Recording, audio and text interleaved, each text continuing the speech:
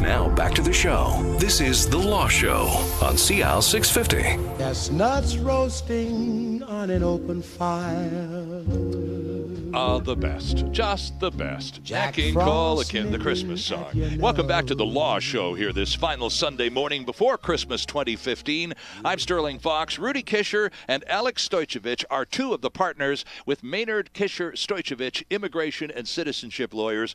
And we've spent a lot of time talking about the big stories of 2015, some of the challenges facing the new government coming in 2016, some of the new rules facing us all in place, some of them, and coming soon in March in 2016. But clearly, we would be remiss in this conversation if we didn't acknowledge the big story of 2015, the refugee story, the Middle East crisis, etc. Lots of articles, lots of thoughts. There's this piece from Van City that was circulating around the province a few days ago called From Crisis to Community, Syrian Refugees and the BC Economy. Lots of people seem to think the acceptance of refugees anywhere in Canada is a benefit, not only for the communities, Rudy, but for the economy. And I'm going to you first because you're a former employee of the United Nations Commission, High Commission for Refugees. You know the story from both sides of the ocean, literally.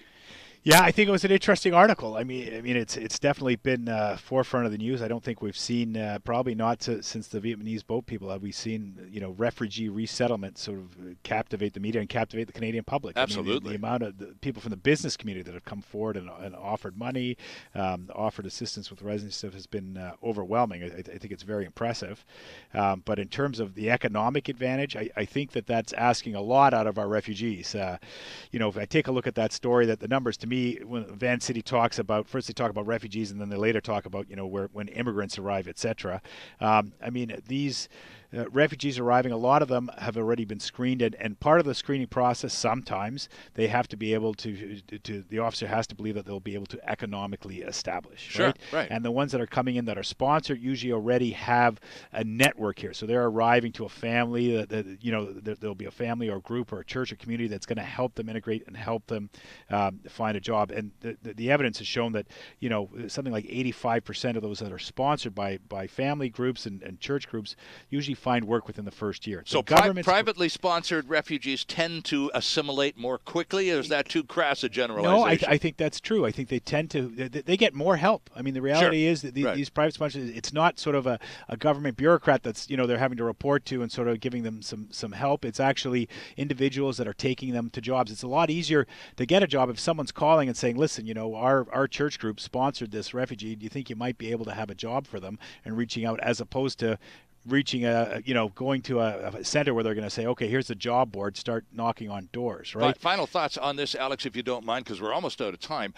There may eventually be some net benefit to our economy, but in the short term, it's going to cost us a lot of money, isn't Sure. it? Now, look, most of the research done, and including what's been used here, is mostly telling us about what immigrants do to the economy. Yes, and they confuse that in the Van City article, too. I mean, the fact is immigrants increase population, so as a result, they increase demand for services, they increase demand for various other things that, they need households. Households require, items to develop those households, education inputs, all kinds of things go into and a large part of our economy has been driven for years and years now by population growth. Absolutely.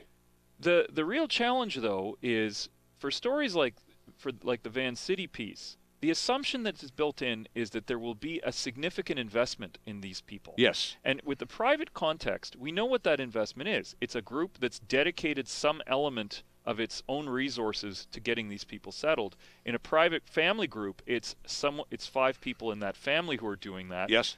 In the government, the problem with the government-sponsored refugees, particularly in the last decade, is that there hasn't been the investment in them. There is excellent research that says that where we've invested a lot in the refugees early on in their process, by a lot of proximity to government services, a lot of integration work, we do have very good outcomes, particularly in the second generation. And many argue better than in the case of regular immigrants because of loyalty that is built in to Canada, thanks to all of this effort that has been put in, as opposed to, what other immigrants who are perhaps much more cosmopolitan, who don't need government services, right. who are, easily plug themselves into the Canadian economy, but then are also not as loyal to Canada as the people that we've invested Well, money we're in. certainly about to see how this is going to shake out on a rather massive scale with 25,000 individuals expected in the country in the next 6 months. It's going to be an absolutely fascinating experiment, and I look forward to the input that you two are going to provide us as we go forward with all of this and watch from whatever distance we choose. It's going to be absolutely fascinating.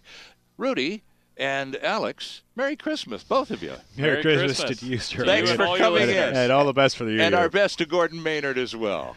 Rudy Kisher and Alex Stoicevich. The firm is Maynard Kisher Stoicevich. Any immigration and citizenship issues, check them out online at vancouverlaw.ca. All of the contact points, everything you need to get in touch with the firm at vancouverlaw.ca. That's it for this show. See you next time.